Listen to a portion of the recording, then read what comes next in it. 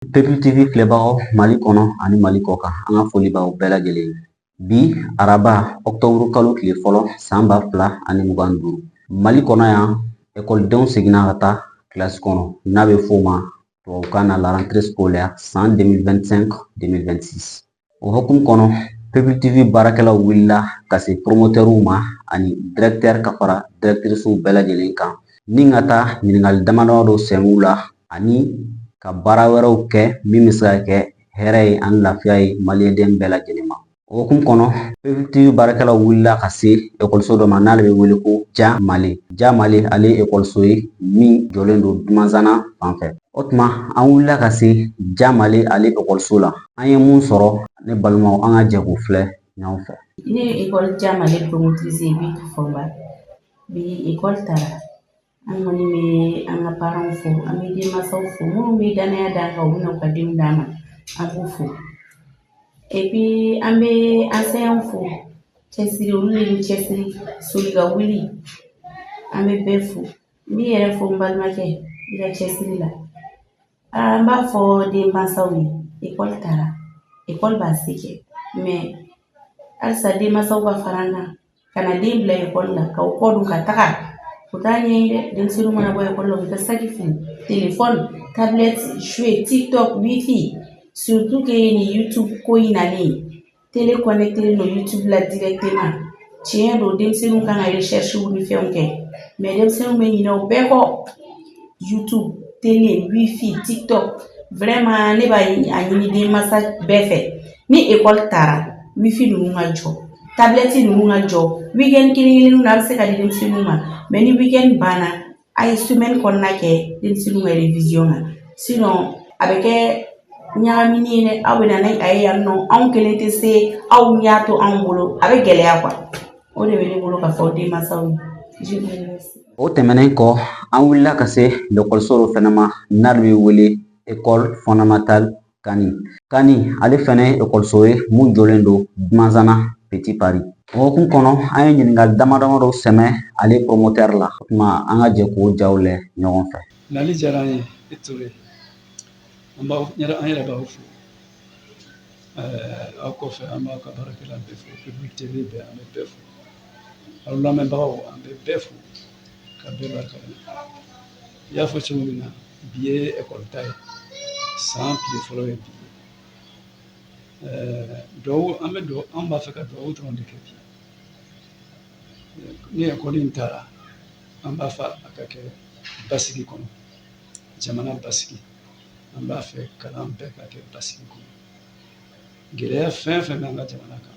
an bɛ dugawu kɛ ala k'a bɛɛ nɔgɔya jamana kɔnɔdenw ala k'an kan bɛn ala k'an kɛ ɲɔgɔn jigiw ye ni ekɔli bɛ taa ekɔlidenw fɔlɔ ka ko don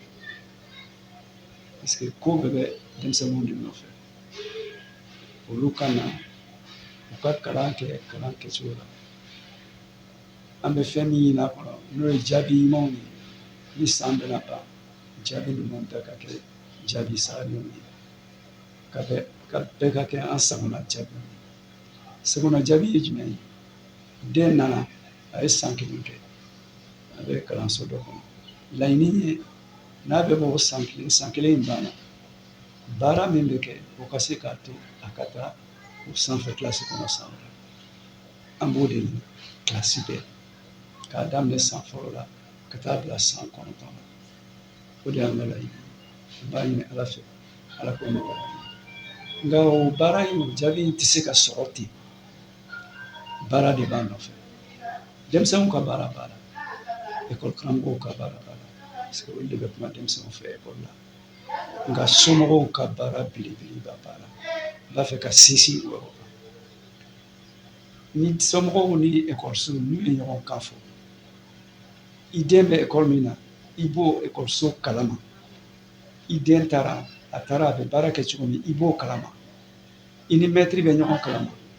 i ni ekɔliso ɲɛmɔgɔw bɛ ɲɔgɔn kalama marabagaw bɛ ɲɔgɔn kalama a ka ca denmisɛnninw bɛ sira ɲuman kan parce que u b'a ye k'a fɔ so u bɛ cogo min na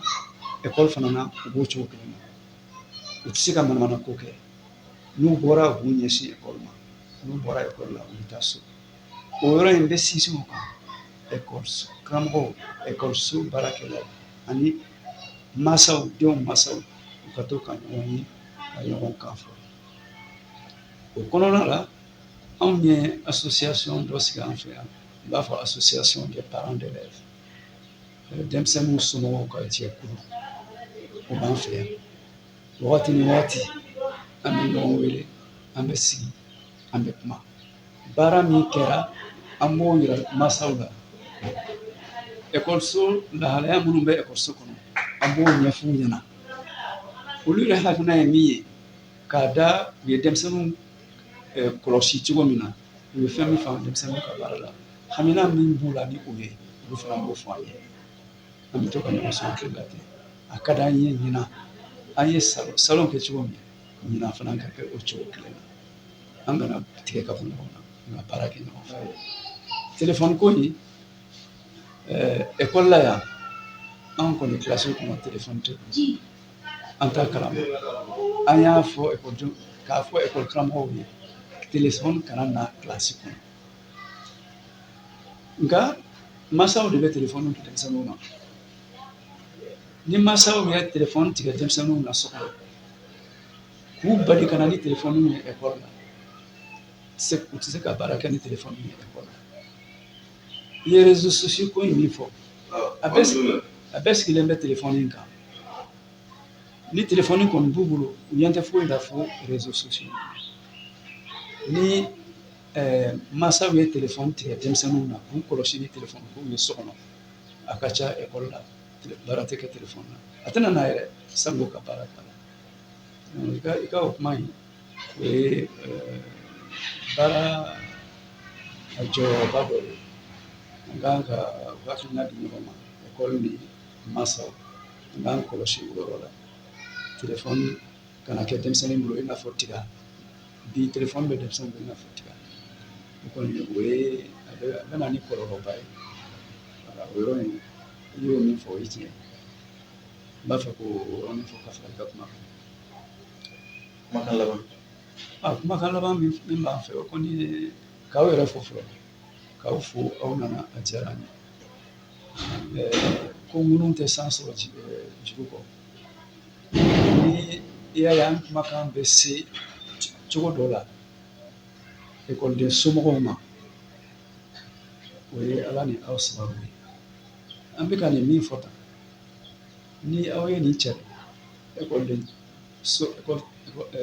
somɔgɔ caman b'a mɛn ni mun y'a mɛn tulo kunna di n'olu y'a mɛn olu bɛ baara kɛ o kosɔn an b'aw fo ka dugawu kɛ aw ka baara in ala k'aw bolo mɛn a la n'aw k'a bila aw k'a to kɔrɔ ye aw kana to bana jugu ye voilà an b'o dugawu de kɛ i Ture merci an bɛ segin ka na tuguni PBL TV filɛbagaw Mali kɔnɔ ani Mali kɔ kan hali bi an b'an ka jamukan kɛnɛ kan an m'a dan o fana ma an wulila ka se ekɔliso dɔ fana ma nka ale ye franco arabe ye franco arabe généralement olu ye ekɔliso ye minnu bɛ arabu kalan ani faransɛ kalan kɛ o franco arabe tɔgɔ de bɛ wele ko Bintu Hafisatu Sidibe o tuma na ɲininkali minnu sɛmɛla ale directrice la an ka jɛ k'o jaw lɛ ɲɔgɔn fɛ. Madame Bari Fatmata Sise, ne bɛ baara kɛ yan école Hafisatu Bintu Umaru la ne y'a jardin ko monitrice an kɔni ekɔli taara bi an bɛ ala deli ala ka timɛ yira an na ladilikan minnu kɔni b'an bolo ani gɛlɛya minnu b'an kan k'a fɔ parents ɲɛna quoi ekɔli ta mana se i b'a sɔrɔ parents dɔw bɛ yen nɔ temps t'u bolo ka na denmisɛnninw ka ekɔli ɲininkali kɛ temps t'u bolo ka na a lajɛ denmisɛnninw bɛ lahalaya min na a bɛɛ lajɛlen kɔni bɛ to maître de bolo o kɔni ye gɛlɛya dɔ ye an b'a ɲini parents fɛ ni ekɔli bɛ ta k'a daminɛ le premier na fo ka taa se le 10 ninnu ma parents kan ka to ka na i ka denmisɛnninw ka lahalaya lajɛ ka to ka passer ekɔliso la ka na ɲininkali kɛ a ka lahalayaw la kibaruya minnu bɛ ekɔlisow yɛrɛ la i n'a fɔ ka tenni ko n'u ka fourniture ko k'a bɛɛ lajɛ k'a bɛɛ préparer ka bila denmisɛnninw ka sac kɔnɔ o de kɔni ye ne ka ladilikan ye ka denmisɛnninw min ye filanan fana ye wagati min an filɛ ka kalan yɛrɛ bɛ daminɛ depuis le 1er octobre denmisɛnnin kɔni mana na ka ban dɔrɔn o ye baara daminɛnen de o ye baara daminɛnen de f'i ka denmisɛnnin contrôler o kɔnɔna de la quoi denmisɛnnin ka base yɛrɛ ye wagatinin ninnu ye f'i ka denmisɛnnin kɔlɔsi ka a bɔ ko caman na i n'a fɔ vacances a tun bɛ kulonkɛ mun kɛ sisan k'a yira a la k'a fɔ sisan kɔni école taara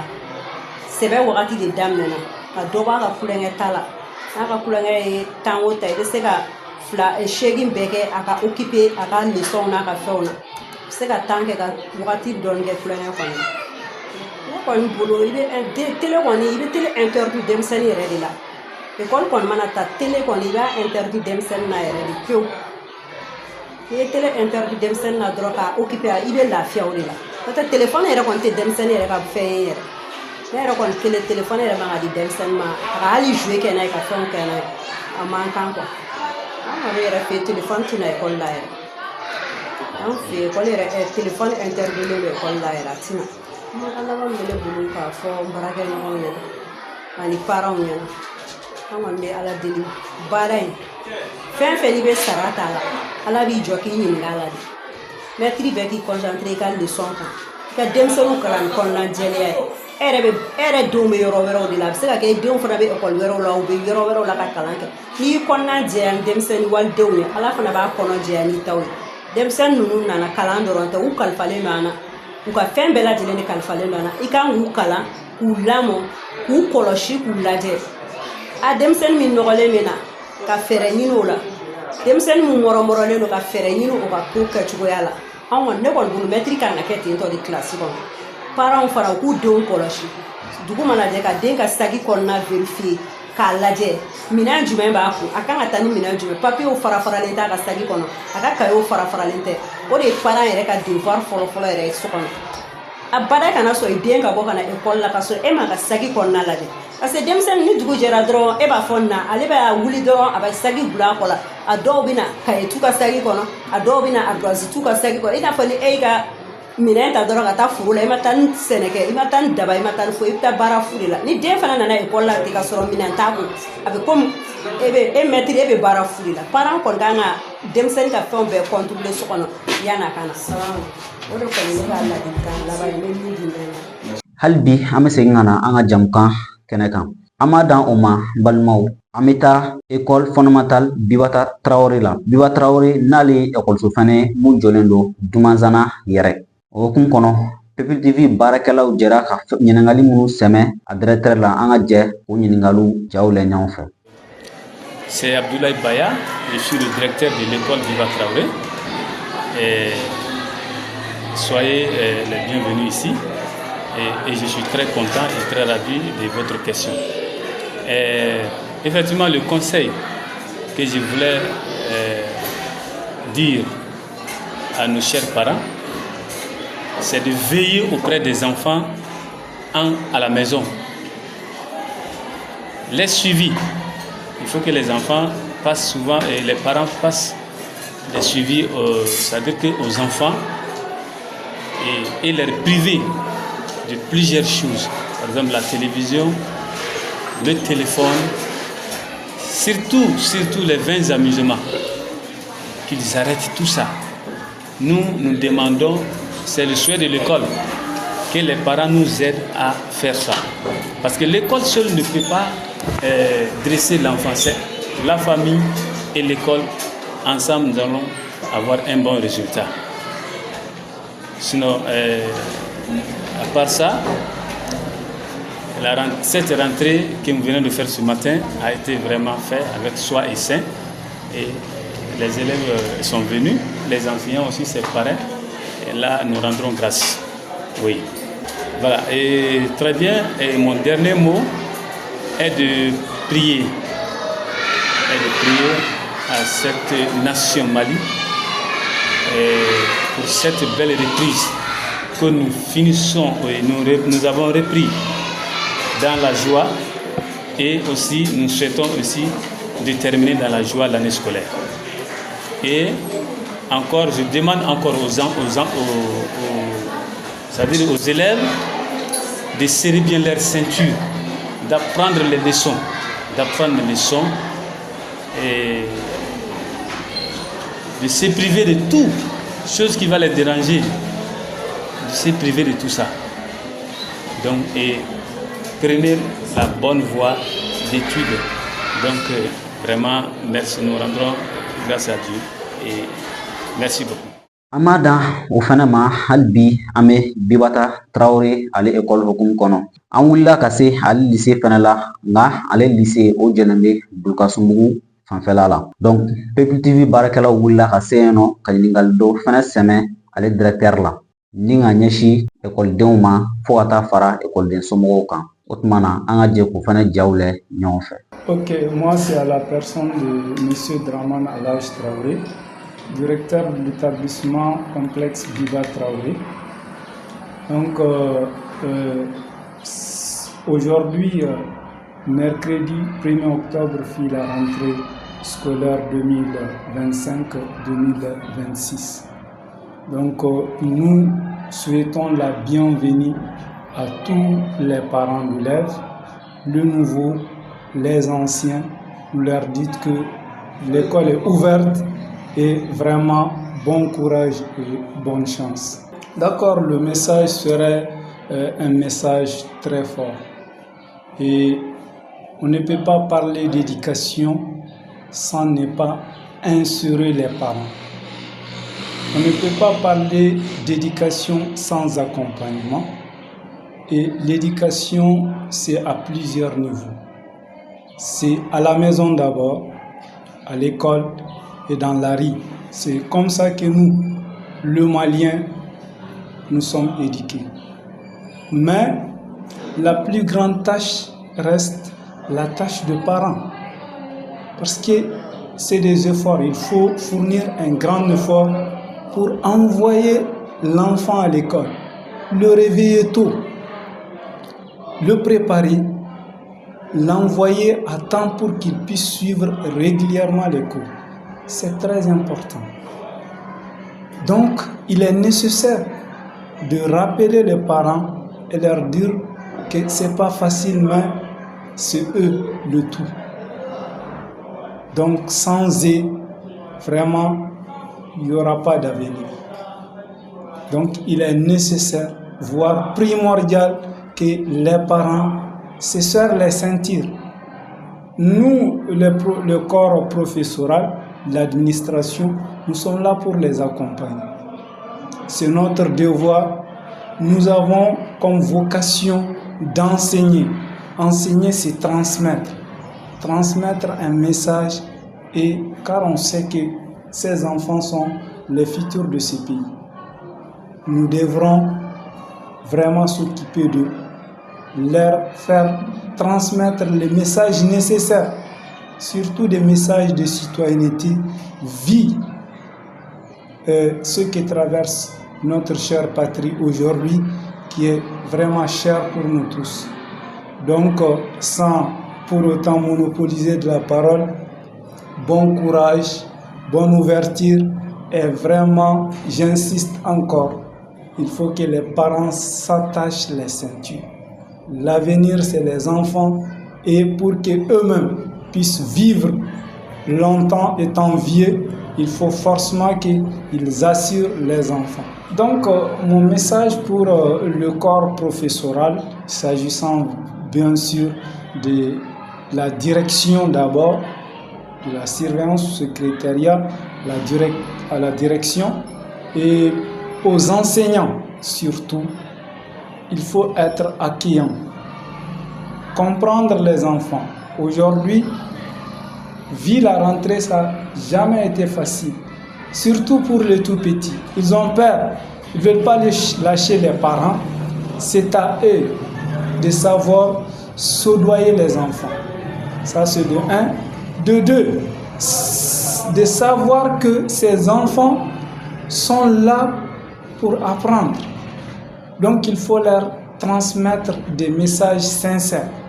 Il faut leur apprendre des choses qui vont leur servir dans les jours à venir. Et vraiment, on a vocation à enseigner parce qu'on aime le métier.